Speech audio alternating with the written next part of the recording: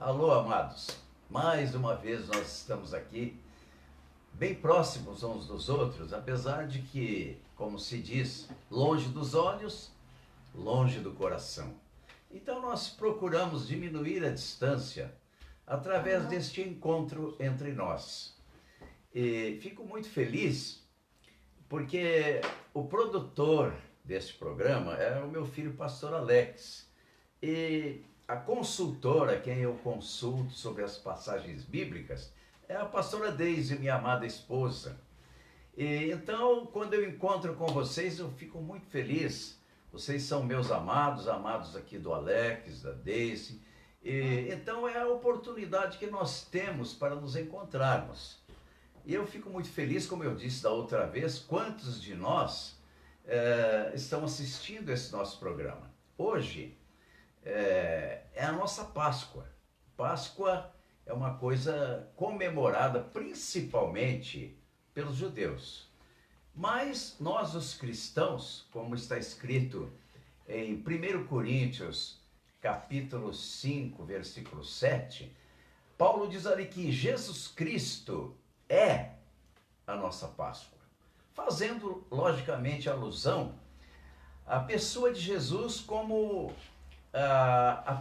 o principal personagem da Páscoa. Não são os coelhos, não é o ovo de Páscoa, não são presentes, festas, mas o principal personagem da Páscoa é Jesus Cristo. Então eu queria compartilhar com vocês uma passagem bíblica. Deus colocou no meu coração para falar isso com vocês. Eu sempre oro de madrugada e na madrugada eu fico matutando sobre as mensagens. Eu tenho um repertório de mais de 600 sermões. Eu venho pregando há mais de 50 anos. Eu pregava em praça pública, em rua, em galpões e igrejas, um monte de lugares. Apesar de com tudo isso ainda eu não consegui ser aquele pregador que eu gostaria de ser. Mas eu dou para o gasto. Agora, neste momento eu vou citar uma passagem para vocês muito interessante. Você poderia dizer, mas o que é que isso tem a ver com a Páscoa? Bom, você é inteligente, você vai tirar as suas conclusões. Abrindo o livro de Êxodo, eu peguei aqui Êxodo, deixa eu ver direitinho para não errar a passagem, né, gente? Capítulo 32, versículo 19, eu encontrei um texto espantoso. E eu vou dizer por quê. Aqui fala sobre um momento de ira de um homem considerado na Bíblia como aquele que era o homem mais manso que havia na face da terra entre todos os demais profetas. Mas diz aqui que ele se encheu de ira, ira santa, como costumamos dizer. O que aconteceu? Quando Deus entregou a Moisés no Monte Sinai as tábuas da lei, quando se fala em tábua, logo se pensa em madeira, né? Mas no caso, tábuas eram as coisas, ali podia ser de cerâmica também, ou de tábua também, mas aquelas no caso eram pedras, e o próprio Deus escreveu, naquilo que nós chamamos de tábuas da lei, ele escreveu os 10 mandamentos. Os 10 mandamentos você já conhece. Os 10 mandamentos não são pesados, mas eles condenam uma porção de coisas. Uma porção de, diríamos assim,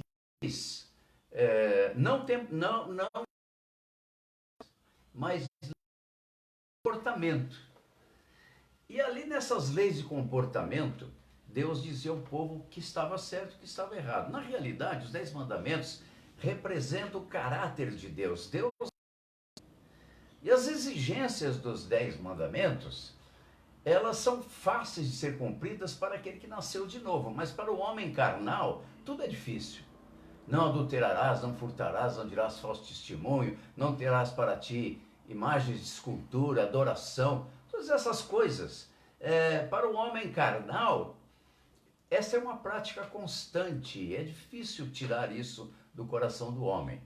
Tanto é que quando Moisés desceu do monte com as tábuas da lei, o que ele encontrou? Aquele homem manso que conviveu com o povo no Egito, todos aqueles anos, provavelmente ele já deveria ter, nessa ocasião, uns 80, 90 anos. E, lembrando que Deus o levou embora quando ele tinha 120 anos. Acontece que Moisés desceu do monte, o que ele encontrou? Aquele povo que não era o mesmo que saiu do Egito, porque aqueles todos ficaram no deserto, eram aqueles que nasceram no deserto, junto com a geração nova. Aquele povo, ao invés de estar adorando a Deus, eles obrigaram Arão, o irmão de Moisés, a fabricar um bezerro de ouro de tamanho grande, todo de ouro. Todos eles, eram milhares de pessoas, deram as suas arrecadas, colares, brincos, anéis de ouro, deram a Arão e o obrigaram a fundir um bezerro de ouro. Todos os países têm bezerros de ouro. O Brasil está cheio de bezerro de ouro. Tanto bezerro de ouro material, palpável, como são as idolatrias que se estendem por todo o nosso território, que tem muito mais adoração do que o próprio Deus, como no mundo inteiro, e como também, diríamos assim, os ídolos psíquicos, emocionais. Você pode ser um Deus de si mesmo, você pode ser um narcisista. Os teus parentes também, seus amigos, nós estamos cheios de pessoas que são levadas a uma autoadoração. Todo mundo quer ser líder, todo mundo quer ser pastor, todo mundo quer ser presidente, ou seja, todo mundo quer ser pajé, mas não tem rebanho. E tem gente que procura se apoderar do rebanho dos outros. Por isso há tanta divisão nas igrejas. Eles vão fazer uma disseminação eivada de qualidades, segundo eles, e levam uma turma e ali começam a fazer outras igrejas. Deus vai tomar a conta de toda essa gente. Aqueles que dividem, aqueles que separam, são pessoas motivadas pelo diabo, porque você divide, você enfraquece. E o que o diabo quer fazer com a gente? Dividir, para enfraquecer. Quando Moisés desceu, o povo estava adorando. Ele ficou tão nervoso, com tanta raiva, tanta ira, por causa da ingratidão daquele povo, que ele lançou as tábuas da lei no chão. Elas foram todas quebradas, ficaram em verdadeiro pó. Destruiu. Mas também ficou aí, ele também destruiu o bezerro. Ele esmigalhou o bezerro até virar pó. Misturou aquele pó na água e obrigou o povo a beber aquilo ali. Tão irado ele ficou. E ainda ele desafiou, ele disse: quem está do meu lado? Levi, com a sua tribo, se adiantou e falou: eu estou do teu lado. Aí vem o castigo. Então Moisés disse: então agora vocês saiam ao arraial e vocês matem todas essas pessoas que aprontaram, sejam irmãos, sejam tios, sejam parentes, não toquem nos pais. Mas em todos os demais, vocês passam a espada em todo mundo. 3.000 pessoas. Foi quando o próprio Moisés se levanta e clama a Deus por aquela situação. Bom, mas o que aconteceu aí? Deus não deixa as coisas baratas. Ele traz o castigo quando a gente desobedece. Dali em frente, depois de todo o medo que eles passaram, o susto e o castigo, Deus disse a Moisés: volta aqui que nós vamos fazer a lei de novo. Vamos escrever tudo de novo. Moisés podia dizer assim: ô Senhor, mas não vai adiantar, eles vão quebrar tudo de novo. Olha, Moisés, sobe aqui e acabou. Moisés subiu, Deus escreveu tudo de novo, Moisés desceu e veio com as leis na mão. Agora, o povo estava atemorizado. Depois que Deus castiga, o povo muda. Não sei se vocês observaram, nós estamos vivendo hoje, mundialmente, um castigo de Deus. Esse negócio, essa peste que veio ao mundo, não pensa que isso veio por acaso. Nunca, no mundo inteiro, já houveram muitas pestes, muitas pragas, mas que atacasse o mundo inteiro e levantasse o mundo inteirinho para se defender. Então hoje houve uma despolarização dos grupos antagônicos, comunista contra não comunista, corintiano contra São Paulo. Todo mundo está se unindo para combater o inimigo comum, o medo. Então a globalização propiciou que todos se ajuntassem. Mas é um ajuntamento que não leva a lugar nenhum, porque quando passar tudo isso aí, cada um se dispersa, cada um vai para o seu canto e ninguém mais quer saber de nada, os antigos amigos se tornam inimigos novamente e Deus vem com outra paulada em cima. Agora é o tempo do começo da grande tribulação. As primeiras coisas estão chegando e tem gente que está por aí sem tomar conhecimento disso. Agora, vamos ao que interessa. As leis representam o caráter de Deus. Mas eu fiquei assim muito feliz com uma coisa. Eu não quero assustar vocês, porque depois daquilo, o povo começou a buscar o Senhor. E essa questão de desfazer das coisas de Deus, eu encontrei também uma coisa parecida ali no livro de Jeremias. Aliás, Jeremias 21 eu vou ler depois, mas eu gostaria de mostrar para vocês uma coisa interessante. Em Jeremias 36 você encontra o rei Jeoaquim. O profeta Jeremias escreveu no rolo, pediu aliás a Baruque, que era escrivão, Baruque, escreve aí o que eu quero do povo para que não os castigue. E ele escreveu direitinho o recado profético de Jeremias, que exigia uma volta do povo a Deus. E o que fez o rei Jeoaquim? Ele rasgou toda aquela profecia, uma porção de páginas, jogou no fogo, queimou tudo. Quando o profeta ficou sabendo, ele se encheu de ira também com Moisés e disse a Baruque, escreve tudo de novo. E ditou tudo de novo. E o rei teve que engolir aquilo ali. Mas também não adiantou muito, porque o povo era de coração rebelde, como somos hoje. Hoje também o homem é rebelde, a idolatria continua, os sacrifícios humanos, satanismo, nazismo, tudo isso que você vê por aí, comunismo, é tudo um verdadeiro inferno. Diríamos que é como o homem é. Então, eu achei interessante uma coisa maravilhosa no meio de tudo isso. Deus chegou à seguinte conclusão: não vai adiantar eu impor a lei ao povo, porque eles são de natureza ruim. Desde a queda de Adão, o homem não se refez. E Deus então, como diriam aí os jogadores, tirou uma carta da manga, ou puxou de um plano B. Mas esse plano B já começou a agir lá com Moisés. O próprio Moisés disse, Deus vai levantar um outro profeta maior do que eu. E vocês vão ouvir esse profeta. Bom, não deu outra. O próprio Jeremias, falando sobre isso, ele falou uma coisa interessante.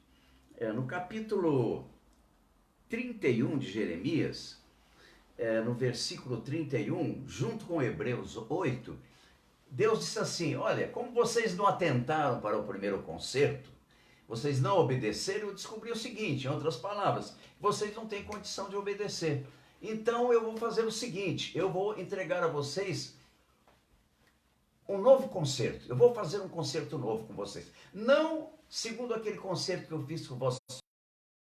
Não conseguiram obedecer, vocês também não vão obedecer. Eu não obedeço, você também não obedece. Agora, Deus, ele não patrocina fracassos, como eu digo sempre. E ele estava a fim de perder o seu povo. Ele não quer perder você. Ele não quer perder a tua casa. Ele não quer perder a tua família. Ele não quer perder todos esses que vivem neste mundo, porque somos todos criação divina. E então o que ele fez? Na ceia do Senhor, que era a antiga Páscoa, que se transformou em ceia, como estamos comemorando a Páscoa, Jesus Cristo disse assim, oferecendo o cálice e oferecendo o pão. Este pão é o meu corpo, que por vós é partido. Fazei em memória de mim todos os dias este ato quando vocês comem o pão. Lembrem-se de que eu dei a minha vida por vocês. Então Jesus Cristo era a solução divina para a nossa salvação. Que preço alto, hein? Você pagaria um preço? Eu não pagaria. Eu deixaria que o mundo se danasse. Eu ia para Marte, algum outro planeta aí, ia começar tudo de novo. Mas Deus não é assim. Ele não perde nenhuma partida. Então ele engendrou um outro plano, um novo mandamento. Mas este novo mandamento, ele é interessante notar. Para que ele seja cumprido, e você encontre a salvação, Deus tirou o coração de pedra e colocou o coração de carne.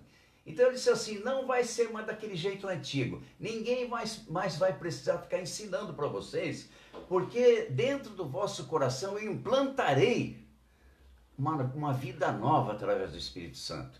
Então é por isso que lá na carta aos Hebreus, 1000 e tantos anos depois, o escritor da carta aos Hebreus relembra Jeremias 31, essa passagem, farei um novo concerto. Então não se assuste, se você pecou bastante, tem aprontado muitas, você não é um caso perdido. Se você se arrepender, pedir perdão a Deus, perdoar os seus inimigos, amar os seus inimigos, porque amar amigo é fácil, amar inimigo é difícil, mas é uma condição muito fácil para nós, entende? Porque você faz o seguinte, você está trocando joias de alumínio por joias de ouro, meu amigo. Você dá a Deus joias de alumínio e Ele te dá joias de ouro, de prata, de pedras preciosas, que é a salvação, a vida eterna. Então, o que acontece? Quando Jesus Cristo morreu na cruz, olha que maravilha. E eu vou passar para você uma última passagem, que eu já sei que vocês estão cansados aí. O homem se cansa fácil quando se trata da palavra de Deus, fica todo mundo cansado, né? Engraçadinho isso aí. Mas quando é para ouvir filmes, 2, 3, 4 horas, a pessoa fica vendo um atrás do outro. Mas o que acontece? Eu me apaixonei por essa passagem de Colossenses. Guarde bem, Paulo escrevendo à igreja de Colossos. E no capítulo 2 dessa carta, que é pequenininha, Paulo traz a solução perfeita. Se você não... É porque você é bobo. Depois não vai dizer para Deus que ninguém falou nada. Uma pessoa estava me falando aqui que encontrou um indivíduo que disse assim para a esposa dele, eu tenho medo de uma coisa. Você tem medo de morrer? Ele falou, eu tenho, mas eu tenho medo de me encontrar com Deus. O que eu vou dizer para Deus? Olha, se ele soubesse isso que eu estou falando para você, ele não teria medo. Ele diria assim, pode me levar, que eu estou cansado dessa vida. E então, aqui em Colossenses, capítulo 2, eu vou ler textualmente. E você vai entender, no capítulo 2, a partir do versículo 12. Ele diz aqui o seguinte, que quando Cristo foi morto, eu morri com ele. Sepultados com ele no batismo, ressuscitamos também com ele pela fé no poder de Deus, que o ressuscitou dos mortos. Então, quando Cristo saiu do túmulo, você saiu junto. E você saiu espiritualmente novo, desde que você... comigo, diga, Senhor, eu recebo no meu coração Jesus Cristo, não uma nova religião, que eu já estou farto de religiões, Jesus Cristo, Filho de Deus, como meu único e suficiente Salvador, e vou abandonar os meus ódios, meus rancores, e vou crer que Deus está escrevendo com o sangue de Jesus o meu nome no livro da vida. Então ele diz assim que eu ressuscitei dos mortos, eu já estou vivendo a vida eterna, é uma qualidade nova de vida. E ele diz assim, e quando vós estáveis mortos nos pecados. Então eu era um pecador para Deus, eu estava morto.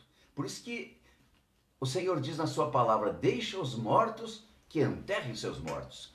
Se você ainda não entregou a sua vida a Jesus, você é um defunto, você é um morto, entende? Só não está enterrado, mas é um zumbi que anda zanzando por aí. Mas se você aceitou Jesus, você tem a glória resplandecendo no teu coração. Ele te perdoou os pecados e você começa uma vida nova. E não precisa fazer força porque ele já mudou o teu coração. Tirou a velha criatura e instalou um novo chip.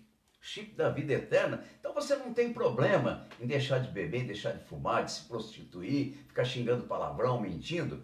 Porque você é uma nova criatura. As coisas velhas já passaram. E tudo se fez novo. Vai procurar isso na Bíblia. Eu não vou dar a passagem. Você precisa abrir a Bíblia e folhear. Entende? Mas que coisa linda, né? Aí depois ele diz assim, e quando vocês estavam mortos nos pecados, na circuncisão da vossa carne, vos vivificou juntamente com ele, perdoando-vos todas as vossas ofensas. Então, quando Cristo ressuscitou, vivificou, eu ressuscitei com ele, fui perdoado de todas as minhas ofensas, e olha que coisa linda, havendo riscado. Sabe quando você rabisca, um documento, anula todo ele, riscou a cédula que era contra nós nas suas ordenanças. Essa cédula que era contra nós era aquela lei mosaica. Tudo ali nos condena. Se você fizer isso, você vai morrer. Se fizer aquilo, você vai morrer. Se fizer aquilo, você vai levar chicotada. Se fizer aquilo... Entende? É uma lei que é uma danação. Você não consegue cumprir. Então, é uma danação. Então, Deus deu outra lei, a lei do amor. Entende? E aqui ele diz assim que ele pegou aquela cédula, aquele testamento todo que era contra nós, nas suas ordenanças. E ele rabiscou tudo, a qual de alguma maneira nos era contrária. Era contra você. Toda a lei moral, bíblica, é contra nós. Eu não consigo cumprir, então ela vai me condenar. E ele diz que quem quiser ser julgado pela lei será julgado. Eu não quero. Eu quero tomar posse da graça. Por isso que ele diz assim, cravou na cruz. Quando ele foi cravado na cruz, ele cravou a lei na cruz, o Velho Testamento, porque ele cumpriu a lei. Tendo cumprido, a dívida foi paga. Só ele podia pagar e ele pagou. Você não deve mais nada para Deus. Toma posse disso. Não é, isso são boas novas. O bezerro de ouro foi destruído. Agora, Jesus, lá na cruz do Calvário, morreu por nós. Ali na cruz, o bezerro de ouro também foi destruído. E uma nova palavra se ergueu. Portanto, ele diz assim, ele fez aquilo publicamente e triunfou em si mesmo. Então, Jesus venceu tudo aquilo, publicou até hoje a cruz. Todos nós olhamos para a cruz, todas as religiões cristãs levantam a cruz. E lá em Hebreus, o que o escritor diz?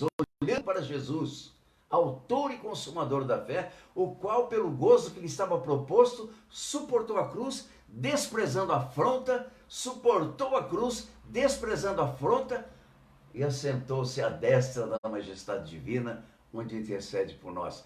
Boa Páscoa para vocês, felicidades e até a próxima. Muito obrigado, um beijo para vocês todos.